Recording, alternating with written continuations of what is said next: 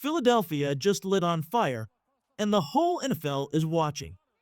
Week 1 wasn't just a game, it was chaos, drama, and controversy rolled into one night.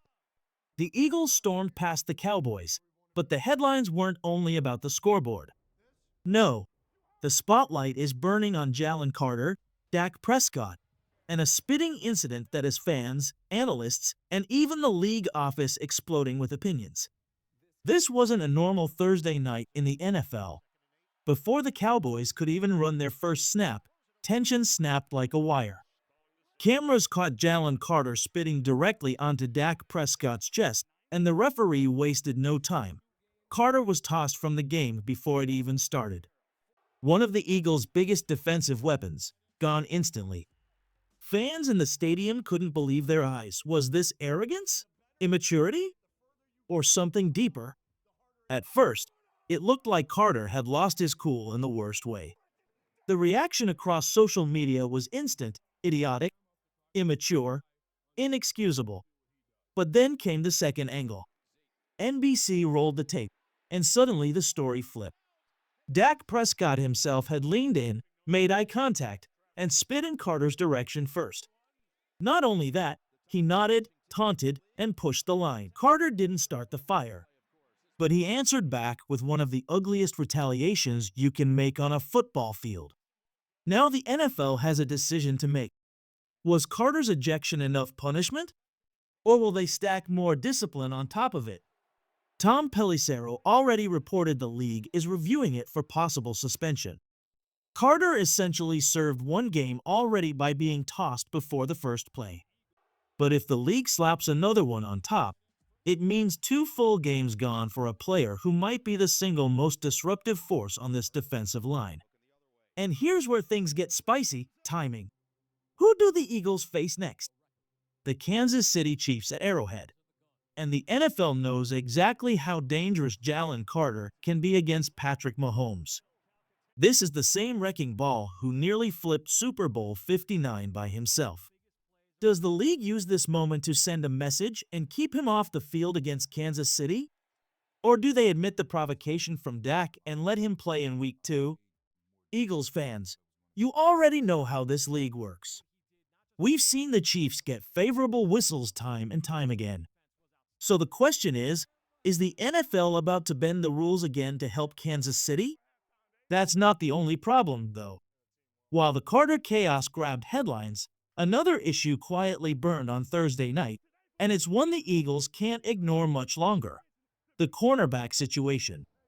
The Eagles escaped Dallas with a win, but let's be honest, if CeeDee Lamb hangs onto even one of those deep shots, this game looks completely different.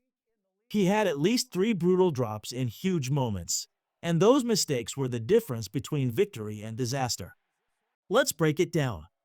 Adoree Jackson got picked on all night: 7 targets, 5 catches, over 100 yards. That's not just bad, that's being hunted.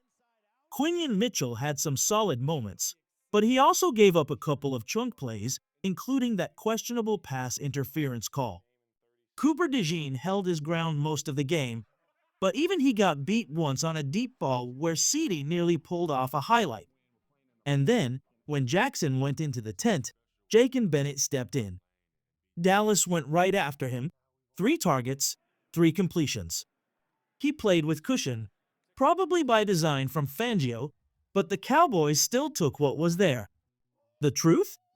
This secondary was walking on a tightrope. If Lamb catches even one of those bombs, the Eagles are sitting here 0-1, with the entire city in panic mode. Instead, we're talking about survival. It's worth remembering, last year this defense struggled early too. New pieces, new coordinator, growing pains. And then after the Week 5 bye, they hit their stride. That's the hope again this year. But right now, this group has a lot to prove. The margin for error is razor thin, and the next opponent won't be as forgiving as Dallas was with all those drops. The Eagles are flying high at 1-0, but the celebration can't last long.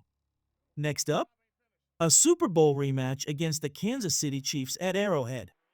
Circle it, underline it, highlight it. This is the early season test that will tell us everything about who the Eagles really are in 2025. But here's the question hanging over this team. Is cornerback still the crack in the armor that could bring the whole season crashing down? Adoree Jackson looked shaky. Jake Bennett showed flashes, but he's still unproven. Cooper DeJean and Quinion Mitchell both battled, but they're rookies learning under fire. And if Dak Prescott was able to find holes, what happens when Patrick Mahomes comes hunting?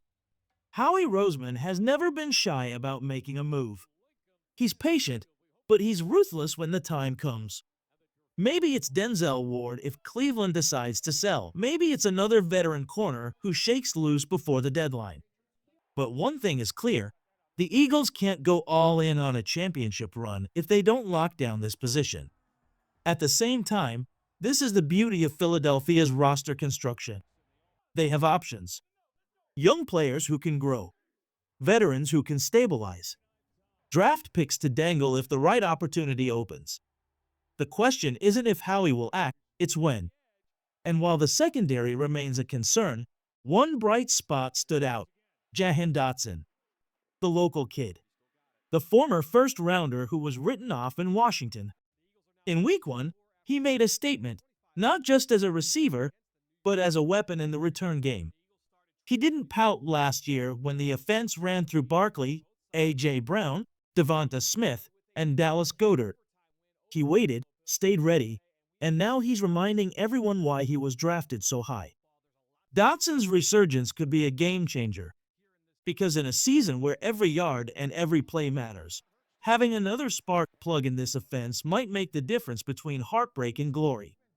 Jalen Hurts came out firing in Week 1, reminding everyone why he's the heartbeat of this team. First touchdown? A beautiful extension play against Green Bay. Biggest moment in the Super Bowl? That 51-yard strike, pure perfection, a dime in stride. Hurts looked calm, confident, and completely in control once again. But while he was steady, the storm swirled around Jalen Carter. Now here's the million-dollar question: what happens to Carter after the spitting incident? If the tape didn't exist, if the cameras didn't catch Dak Prescott provoking him first, Carter would almost certainly be staring at a suspension. That's just how the NFL works. But the video tells the real story. Dak spit first.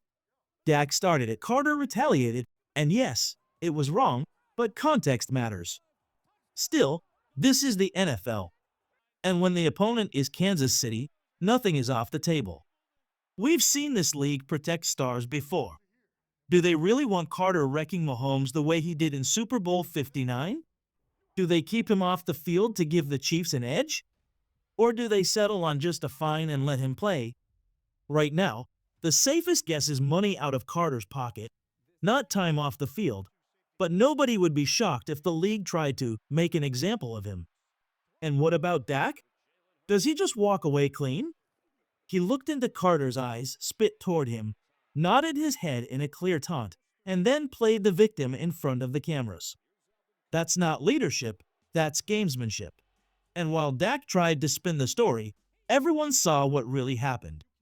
The rivalry between Philly and Dallas has always been brutal, but this added another chapter. The face-to-face clash, the spit, the ejection, that's history now. That's going to live in highlight reels every time these teams meet. Through all the chaos, there's one thing that can't be ignored. The Eagles' offense proved it's dangerous. 3 first-half touchdowns, Hurts looking sharp, the team feeding off momentum. Even when a weather delay stalled their rhythm, they had shown enough. Were they perfect? No, but in Week 1, perfection isn't the goal, victory is. And they got it. This game left us with drama, controversy, and questions for the league. But it also showed us that the Eagles are built to fight through anything: refs, delays, rivalries, and even controversy. The heart of this team beats strong, and the storm is only just beginning.